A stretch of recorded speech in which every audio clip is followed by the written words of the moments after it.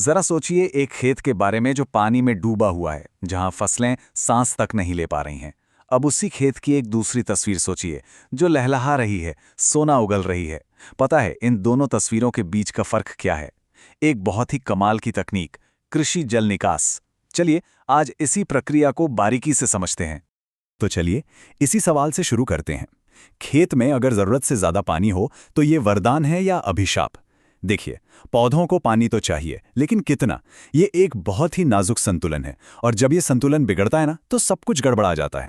और इसी गंभीर समस्या को हम कहते हैं जलाक्रांति या वाटर लॉगिंग।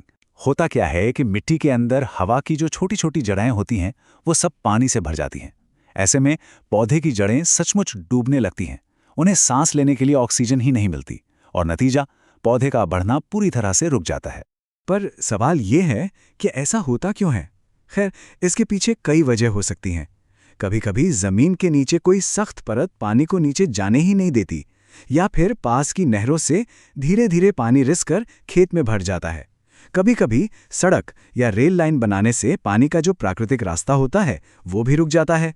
और हाँ, जरूरत से ज्यादा बारिश हो जाए और पानी निकलने का रास्ता ना हो, तब तो ये होना ही है। तो आज हम इन्हीं सब पहलुओं पर बात करेंगे। पहले जलाक्रांति के संकट को समझेंगे, फिर इसके समाधान यानी जल निकास पर आएंगे, कुछ पारंपरिक सिस्टम्स और तरीकों को देखेंगे, और आखिर में स्मार्ट ड्रेनेज के भविष्य पर भी एक नजर डालेंगे। तो समाधान क्या है? जवाब है जल निकास। और ये सिर्फ पानी बाहर निकालने की एक प्रक्रिया नहीं है, ये तो मिट्टी की छिपी हुई ताकत को, उसकी असली क्षमता को अनलॉक करने जैसा है।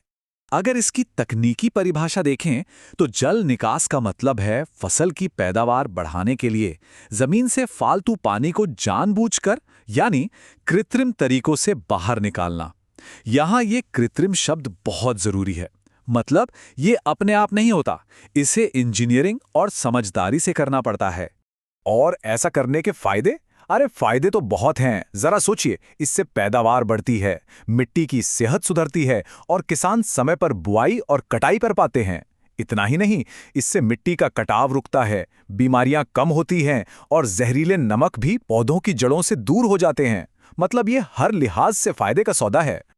चलिए अब ये देखते हैं कि खेतों में पानी निकालने वाली इन नालियों को बिछाने के लिए कौन कौन से पारंपरिक डिजाइन या सिस्टम इस्तेमाल होते हैं।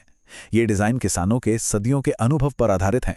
ये तस्वीर सब कुछ साफ कर देती है। देखिए, पहला है प्राकृतिक सिस्टम, जो जमीन की कुदरती ढलान के साथ साथ चलता है। दूसरा है हेरिंग बोन, जिसमें एक मेन नाली होती है और बाकी छोटी नालियां उसमें आकर एक कोण पर मिलती हैं, बिल्कुल मछली की हड्डियों की तरह। और तीसरा है ग्रिडिरोन, जिसमें सारी छोटी नालियां एक दूसरे के समानांतर होती हैं और एक बड़ी नाली में जाकर मिल जाती हैं।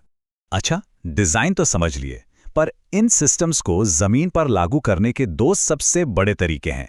एक जो जमीन के ऊपर किया जाता है, और दूसरा जो जमीन के नीचे। ये टेबल दोनों तरीकों की कहानी बिल्कुल साफ साफ बताती है। देखिए, सतही निकास मतलब जो जमीन के ऊपर नालियां बनाकर किया जाता है, वो सस्ता तो है, लेकिन खेती की जमीन भी कम कर देता है और ट्रैक्टर जैसी मशीनों के रास्ते में भी आता है। वहीं भूमिगत निकास में शुरू में खर्चा बहुत ज्यादा है, पर एक बार हो गया तो न जमीन बर्बाद होती है और ना ही खेती में कोई रुकावट आती है। तो जाहिर है, लंबे समय के फायदों को देखते हुए आजकल की खेती भूमिगत तरीकों की तरफ ज्यादा झुक रही है। चलिए जरा जमीन के नीचे की इस दुनिया में और गहराई से उतरते हैं और कुछ खास तकनीकों को समझते हैं। इनमें सबसे आम है टाइल ड्रेन्स। जैसा कि इस तस्वीर में दिख रहा है, ये पकी हुई मिट्टी के छोटे छोटे पाइप होते हैं, जिन्हें जमीन के नीचे एक सही ढलान पर बिछा दिया जाता है। फालतू पानी इनमें रिसकर खेत से बाहर चला जाता है। अगला तरीका है मोल्ड ड्रेन्स। ये एक बहुत ही अनोखा और सस्ता जुगाड़ है, खासकर भारी चिकनी मिट्टी के लिए। इसमें कोई पाइप नहीं डालते, बल्कि एक मोल हल नाम का औजार जमीन के अंदर ही अंदर एक सुरंग बना देता है, जो पाइप का काम करती है ना कमाल? और अब देखिए किसानों की सरलता का एक और बढ़िया उदाहरण, पोल ड्रेन्स। जिन इलाकों में लकड़ी आसानी से मिल जाती है, वहां किसान लकड़ी के लट्ठों को ही जमीन के नीचे एक त्रिकोण के आकार में जमाकर नाली बना देते हैं।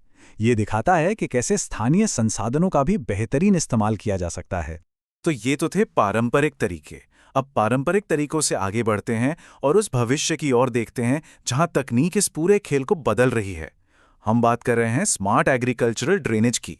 अब हम भविष्य में कदम रख रहे हैं, स्मार्ट ड्रेनेज क्रांति के साथ।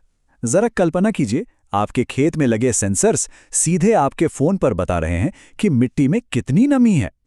सिस्टम खुद ही बता देता है कि कहीं कोई रुकावट तो नहीं है, और वो पानी भी सिर्फ तभी बाहर निकालता है जब उसकी जरूरत हो।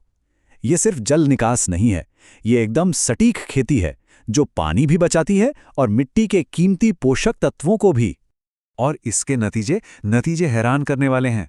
एक जाने माने कृषि विज्ञानी आइजैक फेरी के अध्ययन बताते हैं कि इस तकनीक से मक्के की पैदावार में 7 बुशल यानी करीब 177 किलो प्रति एकड़ तक बढ़ गई, और सोयाबीन में लगभग 4 बुशल यानी 108 किलो प्रति एकड़ की बढ़त हुई। ये आंकड़े जमीन पर इसके असर को साबित करते हैं।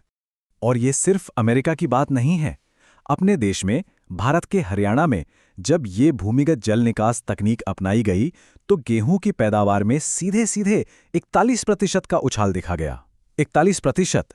ये कोई छोटा मोटा सुधार नहीं है, ये एक क्रांति है। तो इसका निचोड़ क्या है? निचोड़ ये है कि ये स्मार्ट सिस्टम एक बहुत ही होशियार मैनेजर की तरह काम करते हैं, जो मिट्टी में पानी का लेवल बिल्कुल सही बनाए रखते हैं। ये पक्का करते हैं कि फसलों को न तो ज्यादा पानी मिले, न ही कम। इससे पैदावार तो बढ़ती ही है, साथ ही सूखा और बाढ़ जैसे बड़े खतरों से भी बचाव होता है। और आखिर में ये पूरी बातचीत हमें एक बड़े सवाल पर लाकर खड़ा कर देती है। क्या कृषि जल प्रबंधन का भविष्य हमारी सदियों पुरानी पारंपरिक समझ और आज की स्मार्ट तकनीक के संगम में है? शायद असली चुनौती पाइप बिछाने में नहीं, बल्कि इन दो दुनियाओं के बीच एक मजबूत पुल बनाने में है। इस पर सोचिएगा जरूर।